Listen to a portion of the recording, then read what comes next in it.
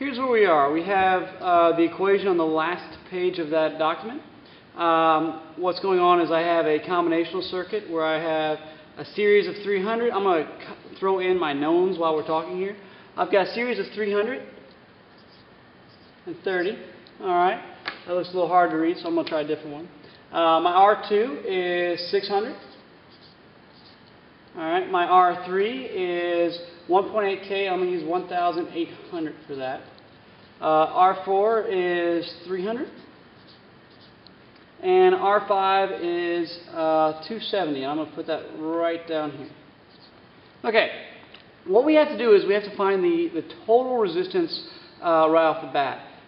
To do that, I'm going to have to sort of, as we've been talking, I've got to sort of make like this right here into one. And we'll just call that like our punch word, which is our ghost resistor. And I'm just going to add R2 plus R4, and that's just 600 plus 300, and that's going to equal, of course, 900, right? So that goes right there.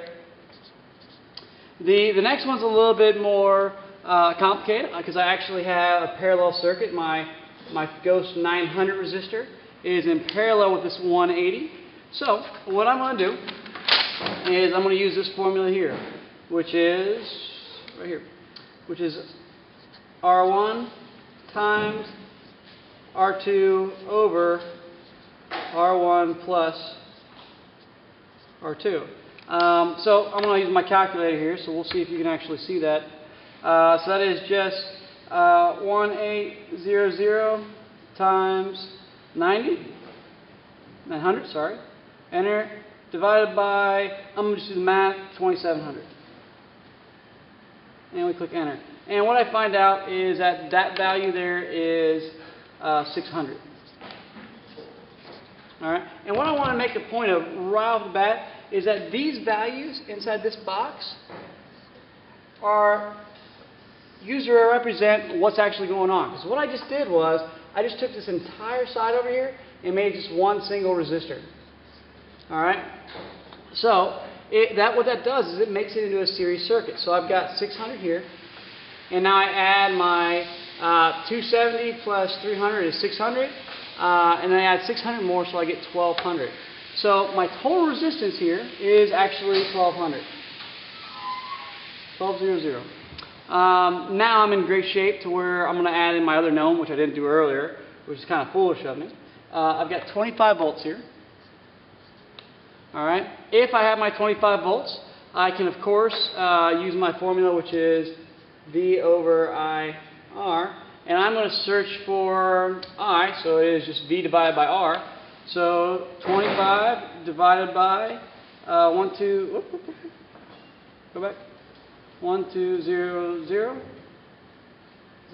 there we go, is 0.0208. I'm going to just use 0.2. Actually, no, I'm going to use, I'm going to use 0.2. 0.02. I could very easily, and my answer probably should be like 20 milliamps, because that's more easy to say, but I'm going to try to keep everything in the base units while I'm doing it, because it should stay very consistent. So, and that is of this circuit with the Ghost. And so what I know right off the bat is that my amperage going through 1 is 0.02. Alright, and through 5 is also 0.02. Okay? Also, which is really, really beneficial, is that what's going through this Ghost resistor here, right, the 600 that I've made all three of these go into, is also 0.02. Okay? So what I'm going to do is, I'm going to go 0.02 times 270 equals 5.4. I've got another one up here at the top, because I'm looking for voltage, right? 0.02 times 330 equals 6.6. And my last one should be 600 times 0.02. 600 times 0.02. And that should equal 12. What I need to know right off the bat is that, so I've got 3 resistors in this picture, and those 3 voltages across them should add up to be somewhere around 12. So what I mean 25. So I've got that and that, that's 6, that's 12, 24. What's going on is that I'm losing a little bit due to, you know how I truncate Alright, what we were talking about, we had a little hiccup with the camera, is that this right here, the 0.02, should actually be 20 milliamps. Alright, because that is more accurate, but I'm keeping it all this way right now because it keeps it within the same base. And so when I do all the math, it's not going to be an issue for me. I don't have to do that conversion back and forth.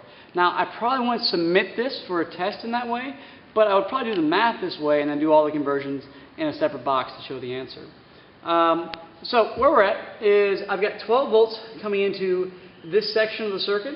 And since this is parallel, so in other words, like 2 plus 4 is parallel to 3, I know that both of those have 12 volts on them.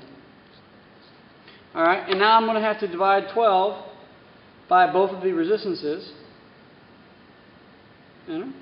which equals, for the first one, 0.0066, and I'm going to leave that in that base right now. And then we got the other one, which is 12 divided by 900, should be a bigger number, 0.013. And that's actually a good thing because I can see that 0.066 plus 0.013 equals about 0.2. So it is somewhat accurate there. The benefit now is that I know that the current going this branch, right, because R2 plus R4 is this one right here, 0.013. So I can add that in. And then it's just calculating everything out. So if I do 0.013 times 600, enter, equals 7.8. And 0.013 times 300 is 3.9. Do a little check. 3.9 plus 7.8. 3.9 plus 7.8. Enter. Okay, that's around 12. I truncated a little bit on the 0.133 here. But that is how you do that problem. And it's a little cumbersome, but after you do it, you should be ready for the test I'm going to give you soon.